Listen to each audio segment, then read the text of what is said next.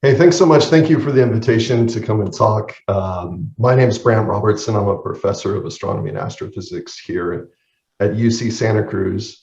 Today, I'm going to tell you about some of the work that we've been doing in trying to classify astronomical images at the pixel level.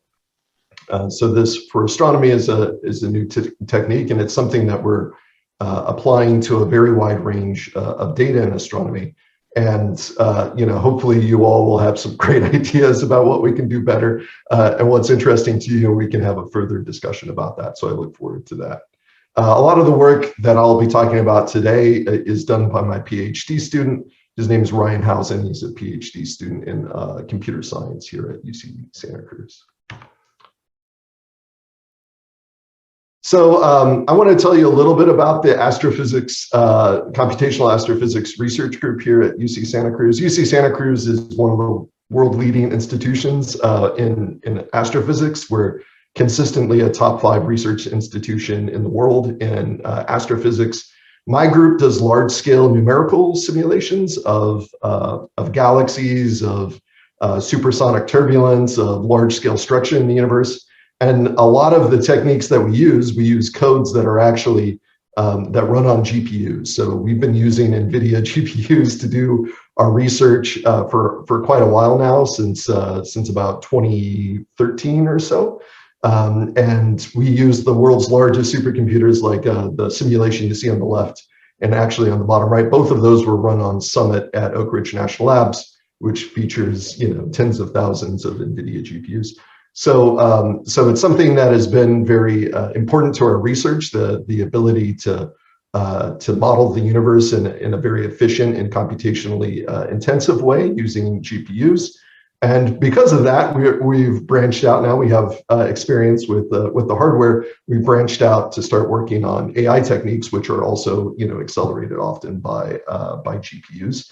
We've been working with NVIDIA for a long time. So my main point of contact with the people at NVIDIA has been mostly the people in Berlin, the index group. So we've been doing large scale visualizations with NVIDIA software. So when we run simulations, we then go and visualize, make movies, interaction with NVIDIA software. And this has been featured in keynote talks, our research, our simulations by your CEO. So it's something that has been actually very enriching for us. It's something where the technology that you all have been developing has been important to our research, and we really appreciated that. And I'd love to see that continue. Okay, so now on to the science. Astronomy, if you don't know, astronomy is really poised to enter, people use the term golden era as a kind of a cliche, but it really is going to be a remarkable decade for astronomy. This winter, it's almost winter now, December 18th, we're going to launch the James Webb Space Telescope. This is the successor to Hubble Space Telescope. It's a much larger telescope. It's about 6.5 meters. And it will be launched, it'll be able to see much further back into the universal history than Hubble can, because the James Webb Space Telescope works primarily in the infrared, and I'll show you some simulated data from JWST, what we think it'll look like in just a moment.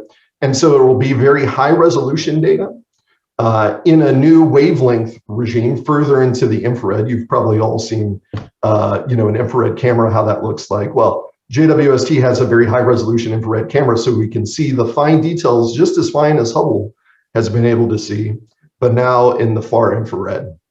There are 2 other facilities that are really important for astronomy in the coming decade. One is, there are others, but another is the Vera Rubin Observatory. This used to be called the LSST, if you've heard of LSST. I should have said, so I've been working with the team that had built the camera on James Webb Space Telescope, and we're going to be doing a lot of the analysis that I talk about today on JWST images. We're already committed to doing that. And then the Vera Rubin Observatory is a ground-based observatory. It has a size of a mirror. It's actually comparable to JWST, but has a very, very wide field of view. And this allows you to image the whole sky, the whole southern sky, roughly every 3 nights for 10 years. So we'll have just an incredible amount of data, a huge number of pixels, trillions of pixels on the sky. with Vera Rubin Observatory. And it's very difficult, of course, to analyze all that data and to find all the great stuff without using machine learning techniques. And so that's something that will be a very high priority. And then I'll mention Nancy Grace Roman Telescope at the bottom. I've been, for the last 5 years, advising NASA on a science working group about what Nancy Grace Roman Telescope should be. Nancy Grace Roman Telescope is a converted spy satellite. So the US government had dozens, we think, I don't actually know, but dozens of these telescopes potentially in space pointed at Earth. And they had some excess, so they gave one to NASA. It tells you something about the relative budgets of the two arms of my government. But Nancy Grace Roman Space Telescope, this converted spy satellite, since it has a very wide field of view, it'll be able to image the sky. We'll point it away from Earth. And the camera on Nancy Grace Roman Space Telescope will be about 100 times larger in format than on James Webb Space Telescope. So it can survey the sky 100 times more rapidly. And what's interesting about Nancy Grace Roman Space Telescope is the same mirror size as Hubble. So the resolution of the images that we'll get from Nancy Grace Roman Telescope will be as fine detailed as JWST or as Hubble, but over thousands of square degrees on the sky, maybe 2,000 square degrees on the sky. So we'll have Hubble resolution images over an enormous area. So you can kind of see, well, first of all, it's all very exciting, but there are different areas where the analysis of this data will be challenging. So for James Webb Space Telescope, it'll be very, very sensitive. So you'll be able to see very faint objects. And that means that the images that we find will be very confused. I'll say some more about that in a moment. So galaxies will be overlapping on the sky. Vera Rubin Observatory will be a data volume issue for us. So it'll be extremely large area on the sky, many, many pixels. So how do you process all of that data? Many petabytes of data on the sky. And then with Nancy Grace Roman Space Telescope, it'll be kind of a combination of the two. You'll have very high resolution, deep imaging, but you'll get that over an extremely large area of the sky. So it will really be a terrific decade for astronomy. Astronomy is really, on the upswing in terms of the quality of the data that we'll have, especially from space. So, just to emphasize, the JWST data is going to be absolutely amazing. So on the left of this panel, you'll see the Hubble Space Telescope image of what's called the Hubble Ultra Deep Field. So the Hubble Ultra Deep Field's been, it's a deep area of the sky, a single pointing with HST. And in 2012, I helped take the infrared part of the Hubble Ultra Deep Field. So some of the data that you see on the left is data that I acquired. And what we'll be able to do with JWST, so on the right, we've simulated, me and my collaborators, what JWST will see at the same area of the sky in a kind of a more model native way here. It's not quite as detailed, it's a simulation.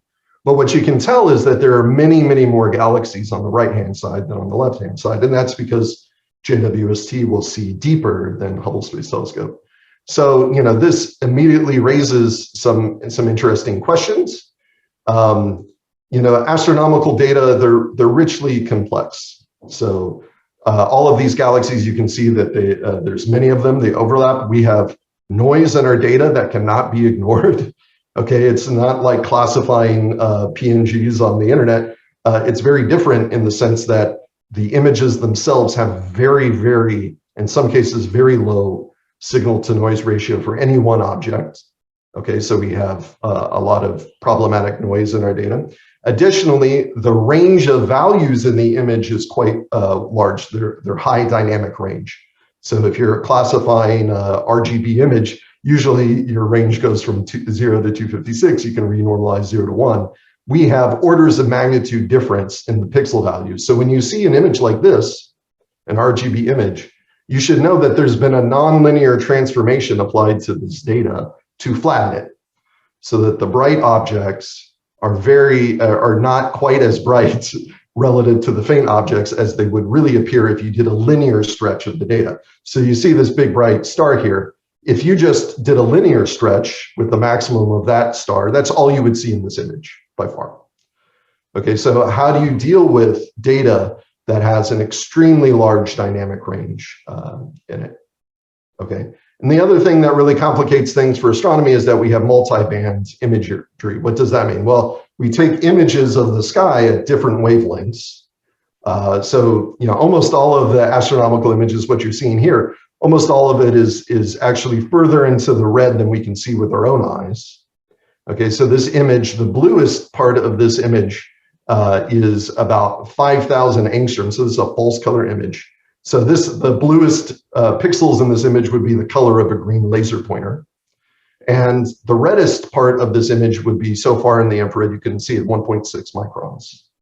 Okay, so it is, we can't actually see these with our own vision. So we have to, and we might have more than 3 bands too. So you make an RGB image, but the RGB, you know, what does that correspond to? We actually use often summations of multiple filters. We might have, with JWST, we might have 8 or 9 filters on the sky in a single position. So how do you analyze that data? And I'll just apologize, my family is now starting to wake up, so you may hear them in the background. If it gets too loud, I'll put on some headphones. And the rain too, of course. So you might say, well, how do you analyze astronomical images? What are the processes by which you discover things in them? How do you classify it? Well, we take multi-band images, that's the how. So we have, images with JWST, we'll take images from about a micron all the way to 5 microns. So this is much redder than what we see with our eye. HST can take images that are bluer than our eyes can see and only go out to about 1.5 microns. Okay, just for reference. So when we then look at these images, one classic task in astronomy is to figure out where the sources are. So we do what's called source segmentation. There are standard techniques for doing this that don't have to do with machine learning. Basically, what we do is, in the classical way of doing this, is we look for fluctuations in the data. And when the local, pixel values are much above the noise threshold in the image, we say that's a real object. And then we basically trace out which pixels in the image lie above some signal to noise threshold in the data. And we call those objects. And then we just collect the pixels that are contiguous. And that's where we discover the objects in the image. Once we've done that, then you can classify images. Usually in astronomy, historically, this has been done by eye. So you get either a group of experts together or you get people on the internet together, and everyone says, oh, I think that's a disk galaxy, or I think that's an elliptical galaxy, or an irregular galaxy, or a star. Okay. And then based on those and some weighting scheme of the votes, you say, oh, well, we think the best guess is that that's a disk galaxy. Okay. Now, in recent years, people have been able to adapt machine learning approaches to do this kind of framework, and usually only the last bit. So historically, what's been done has been classification, where you take images and actually usually a cutout, like say 256 by 256 or smaller pixel sizes of a single object, and you'll retrain a pre-trained classifier, Inception or something in the past people would use, and then you would feed in these RGB, usually a PNG version of the image to the classifier, and then you would get an answer out after retraining the model a little bit. And so this is historically the way that things have been done. So we've decided to do something different, something that tries to address these other issues. So as you know, with machine learning, and often people are very interested in doing where and what, answering those questions simultaneously, especially for automated vehicles. We're trying to use that same kind of approach, some of the same techniques, in a pixel level semantic segmentation classification of astronomical images. So we start with a multi-band image on the right. We can train the model to identify which pixels are interesting in the image. Okay, and we can do that by saying, oh, in a classical way, we'll identify pixels in the image that lie above some signal to noise ratio, and then we train a model to identify them. And then we can, once we've identified those pixels, or actually part of the process of identifying those pixels, we then classify them at the pixel level. Okay, and I'll show you some about how that's done. So on the far right, you see a pixel level annotation of the image on the far left, where in this case, blue means it's a disk galaxy, yellow means it's a star, red means that it's a spheroidal galaxy, black means that it's part of the sky and that you can ignore it, and green means that it's an irregular galaxy, what we call an irregular galaxy. So let me show you a little bit of how to do this. And so I have a little animation. I don't know about the frame rate here. But what we've done is we've created a UNet, and I'll tell you about the architecture in a moment. And what we do is we scan through these large-scale astronomical images, and we use the actual data that comes from the telescope. So we don't pre-process the data in the sense we don't make like a PNG RGB image and try to classify that. We classify the actual astronomical data itself straight off the telescope, basically calibrated data off the telescope. We feed that into our UNet and we scan through the UNet. Okay, and every time we scan through, we do a pixel level classification. What we've done is we've taken images of the sky that other people have classified. They've said, okay, here is a disk galaxy, here's an irregular, here's a spheroidal. And then we use those pixels and we train our UNet to reproduce the pixel level classifications, basically the aggregated, if you take the aggregated classifications that astronomers make of galaxies, we split those images up into pixels and we assign the labels that the galaxy that have been given to the galaxies by the astronomers to the pixels, and then we train a UNet to reproduce that distribution of classifications, what the astronomers thought were there, including their uncertainty. So astronomers don't all agree. So that means that sometimes we don't all, we don't know whether it's really a disk or a irregular, for instance. So we include that uncertainty in our classifications. Okay, so we scan through the image. Each pixel gets a model weight or a model vote or a model distribution for what the model thinks the classification of that pixel is, from 0 to 1, summing to 1, a distribution of whether it's spheroidal, disk, a background, or a sky pixel, a regular, a point source. And then we can use the statistics of that pixel level classification to then derive what we think the best classification for that pixel is. So you'll see now here at the end, on the far right, we have a pixel level annotation of the image on the left. Image on the left's highly blended, so there's confusion. You have sources that are overlapping. Okay, the model does a pretty good job at figuring out which pixels belong to which objects and which ones really are the classification that they should be. Okay, there's more info on this in this paper, and I should have put the archive because that would have been easier for you, but if you search our names on the internet, you'll find this paper in the archive posting. It's publicly available, this version of the code. You can pip install, Morpheus Astro, and then we have tutorials online. You can go to this website and look at Google Colab. Actually, I'll show you, you can run in Google Colab. And this was all done by Ryan Housen, who's a PhD student of mine, amazing. He's extremely good at this interface between science and computer science, domain science and computer science, and trying to understand how we can apply these techniques to astrophysical data sets or other data sets. So that's been great. And this research was selected by Nature as a research highlight when it came out. Okay, so let me just walk you through the architecture. So what our input is what we call a FITS image. So FITS, FITS. Flexible something format. Astronomers love acronyms, but we don't know what they mean. So we just call these images FITS images. FITS images are just a data specification of basically a matrix or a set of matrices. Okay, where that matrix, each pixel value in each cell in the matrix is a pixel and contains the pixel value in some units. So we take the calibrated data from the telescope, and we take multiple images in different wavelengths, different colors of light. Okay, so that is the input into the models, the actual FITS image. We then apply a convolutional layer or a set of convolutional layers to those input images. That creates a set of feature maps, one for each convolution. Hopefully this sounds familiar. We then downsample those feature maps to make more compact versions of the same data.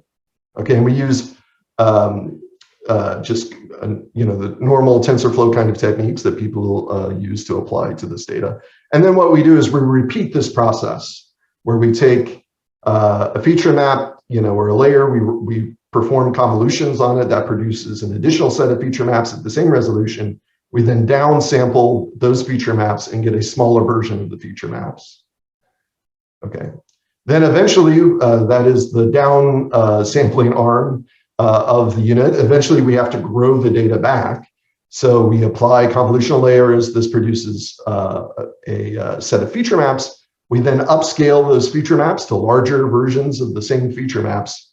And we apply a residual link. So at the same resolution of the image, in terms of the size of the feature map, we pull from the upper arm of the unit the data that was in the upper arm at that resolution, and we add it, we just concatenate it to the feature maps that are being grown from the more abstracted data further downstream. We repeat this until we wind up with a set of feature maps that are the same size as the input fits images that we had. And then we apply another set of convolutional layers that provide us with the output images that are our classification images. And then there's a softmax basically applied. So you have a distribution between 0 and 1. Okay, and then we train the model to reproduce the pixel level classifications that we started with, okay, from astronomers. Is this clear? Does anyone have a question about this architecture? Hopefully it's pretty standard. This version of it is pretty standard. So I'm not sure if people do have questions, but if you do, just chime in. Okay, so this gives you an example of what we get in the end. So on the upper panel, you see a cutout from the Hubble Ultra Deep Field. And here we have VZH. So V is 6,000 angstrom image. So it's between green and red in our what we would see with our eyes. Z band is 0.9 microns. It's too red for us to see. And H is 1.6 microns. Definitely can't see that. But then astronomers love to make false color images like this that make it look like you could actually see this with your eyes, but you can't. It's too far into the red. And then on the bottom panel, you see the pixel level classifications of the upper panel. And so I just want to highlight, I think if you've ever seen a disk galaxy, you know that this is what they look like. And so the model does a good job of reproducing that. You might also notice at the center of this disk galaxy, there's a compact object. We call that a bulge. And a bulge is essentially a type of spheroidal galaxy. So you can see that the pixels at the center of this disk are red for a spheroid. Okay, so not only are we classifying the whole galaxy at the pixel level, we can see the complex structure of individual galaxies. We can actually classify separately the parts of them that look like a bulge versus the parts that look like a disk. You can see this galaxy that's seen edge on. Disk galaxies are flattened. So when you see them like this, they look like an oval or a circle. But when you see them edge on, they look very flat, like a disk or a record. And so you can see that here, this galaxy down here, it's properly classified. You can also see the star in the middle of the image. You can see that's well classified. And then you can see some of these odd objects like this one here. We call that an irregular object because it's irregular. And you can see the model does a good job of that. And then all of the pixels that are black in the bottom panel, it's not like they weren't classified. Those objects, those pixels were classified. They were classified as being a background, a background pixel, a pixel that doesn't have any source in it. Okay. Then sometimes the model can't tell apart very well. It doesn't have a very firm classification for some pixels. So those pixels might be on the boundary of objects going between, say, a disk galaxy and the background. And so whenever the model, say, is 50-50 roughly on whether it can tell the difference between two different classifications, we'll annotate that often with white just to let ourselves know, hey, there's a region of some uncertainty here. So be cautious. So now what we've done is we've gone through, and HST, HST is image the Hubble Ultra Deep Field as single pointing. but it's actually imaged larger areas of the sky with not as deeply, but much larger areas of the sky. So the Hubble Ultra Deep Field is what we call 5 square arc minutes, okay? There are 3,600 square arc minutes in a square degree.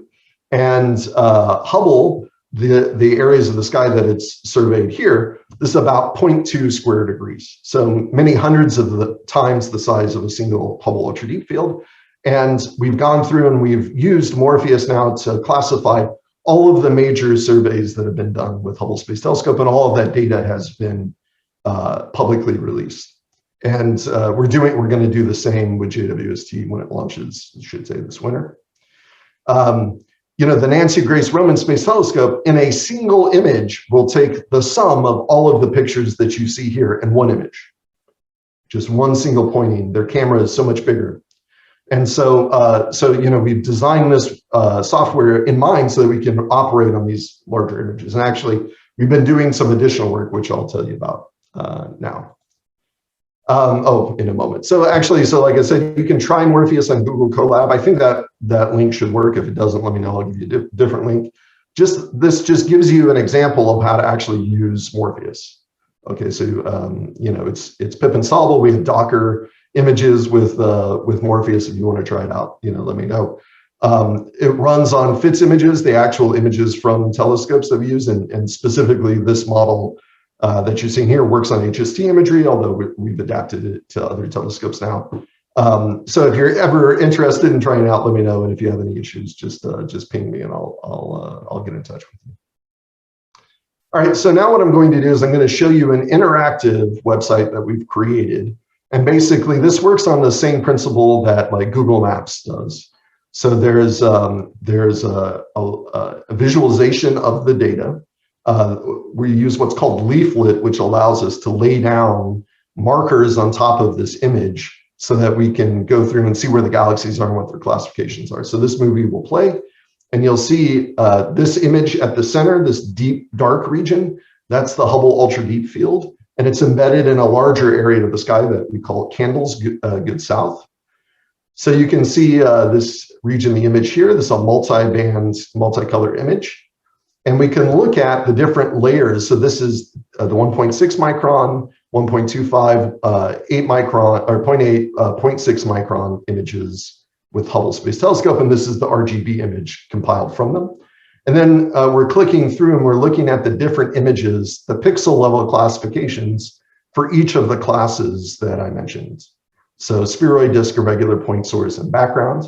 And then this is the composite color image that I showed you, and this is a segmentation map of the sky. And then we can overlay known locations of galaxies. So you can see these circles that are popping up. These are the objects that we know are there, and we can look at their properties and correspond their properties to their morphology in an interactive way. So this is a tool that we've been developing for HST and JWST. So now many people are using attention in their models because it makes the models more efficient. And this is actually something we've been doing. Ryan's come up with a technique that he calls fast adaptive attention, which basically allows for him to account for the size of the image that's being classified and make decisions about the size of the image that would lead to the most efficient mathematical computation of the attention. You know, I don't expect you to look at this and know everything that's going on, but if you have some experience using attention in your models, you'll have some sense about why this is you know, a powerful technique. Basically, what this allows for us to do in practice is to classify a larger area of the sky. So before, when we were scanning through the images, you could see the little orange box in the animation scanning through. That orange box might only be 40 by 40 pixels at a time. But now we can classify 512 by 512 pixels at once. And so we're 100 times faster than we used to be. Of course, when we're classifying these big images where, you know, very much bigger than the area that we classify at one time, we parallelize this process over multiple GPUs and then stitch everything back together. So it's always fast, but it's always, you know, anytime you gain a factor of 100 in your computational efficiency, you're happy.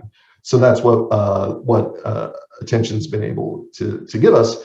And the largest area of the sky that has been imaged in the infrared with Hubble is an area called Cosmos Dash. Astronomers have weird names for things. Cosmos and Dash are both abbreviations for something that's been lost to history, so don't worry about it. But in 1.6 micron H-band, we call that H-band in astronomy, you can see each one of these little squares, each one of these squares is the size of the Hubble Ultra Deep Field, okay? And so with H-bands, we've gone through and we've been able to image a huge hundreds and hundreds of times the size of the Hubble Ultra Deep Field in this set of strips that we call Cosmos Dash. And there's a nice multicolor image called CANDELS, Cosmos CANDELS at the center. Cosmos Dash is a single image, a single color, 1.6 microns. So what you might say is, oh, how well does your model work if you don't have the multicolor data? Does the structure of the galaxies in the image care about the color? Well, it does to some degree, but it turns out you can still get a pretty good answer using just a single image. So let me give you some sense of what the dynamic range of this image is. You see, these hundreds of individual pointings. So I can zoom in. This is the multicolor region of that image. You can see the black and white part of the image, just a single band. But then the multicolor image, we can make an RGB image of, and I can zoom in again. And you can see the extremely rich structure of each individual galaxy here. And then I'll zoom in yet further, and you can see kind of the data. These are very distant objects, and yet we can see this amazing structure. Here's a faint star. You can see the diffraction pattern of the faint star. And this is what the pixel level classification of that image is. You can see the beautiful disk galaxy is indeed a disk galaxy. The point source, that star is a star. The spheroidal galaxy is a spheroid. But now what I can do is I can zoom back out, and you can see the left-hand side is that huge image. The right-hand side, using this fast adaptive attention technique, the model works so efficiently we can classify any image, basically, that astronomy can throw at us, including the highest resolution, biggest pixel numbers that Hubble has ever been able to see.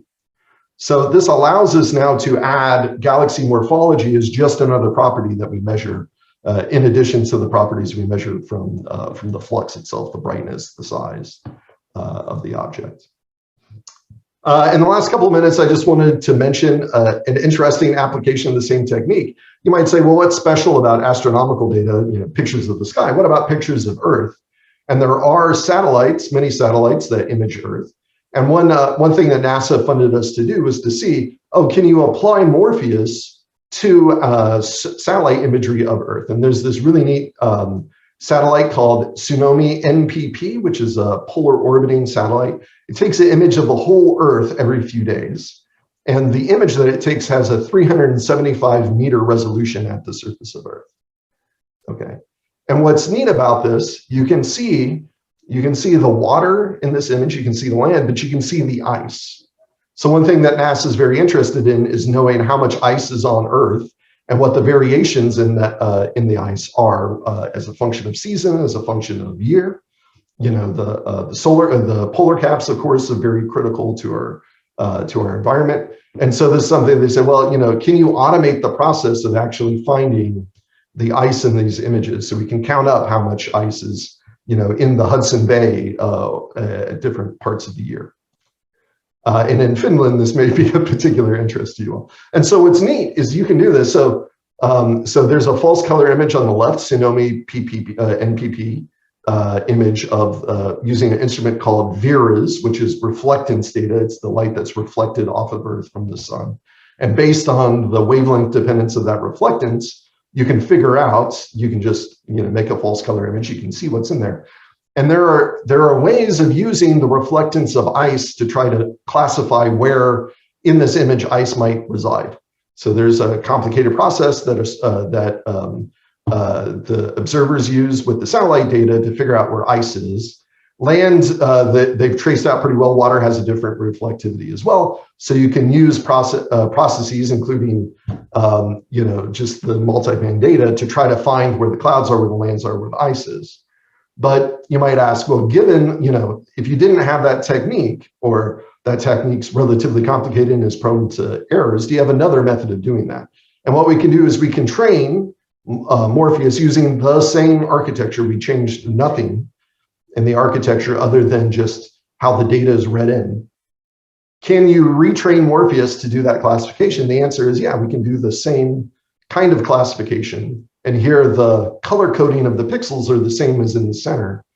And you can see we do a really good job of finding the ice, the water, the land, and the clouds in this image using the same model, exactly the same model, not, no adjustments at all to the model itself. We retrained it on the new data as we use to image and classify the sky. So it's really quite a flexible technique that we're using. And I'm just showing you some examples here. And you get, close to, without much training, actually, we didn't do very much work. We could do even better than what we're doing now, but we're doing, 87%. At the pixel level, 80% of all of the ice pixels are correctly classified. That's a harder prospect than classifying images of ice. We're talking about the pixel level classification is correct at the 90% level for this. So it does a good job. Okay, and then the last thing I wanted to say, and then I'll wrap up, is, what are we doing now? Well, a lot of these images, as you can see on the far left side, are of the sky are they're very confused. They have multiple overlapping objects, and the deeper you go, the harder that's going to be. So what we have to do if we want to actually classify or measure the properties even of individual objects, we have to figure out how to deblend those images, and we have to figure out pixel by pixel how much of the signal in a given pixel belongs to a given object. How do you do that? Well, there are techniques that are quite complicated in astronomy for trying to do this. These techniques are actually relatively new. In the last 5 years, people have been able to say, okay, I'm going to use a technique that pixel by pixel will tell me how much of the flux in this pixel belongs to a nearby source or another nearby source. Well, actually, we can train Morpheus to do the same technique. And so I don't have time to go through this, but basically we're enabling Morpheus to do this not pixel level classification, it already does that, but this pixel level assignment of the flux in a given pixel to objects in the image. And so this will help us improve our structural measurements for the galaxies in these large surveys. Okay, I'm just going to throw up my summary. I'm happy to take questions. Thank you so much for the opportunity to come and talk to you today. Thanks a lot. Thank you.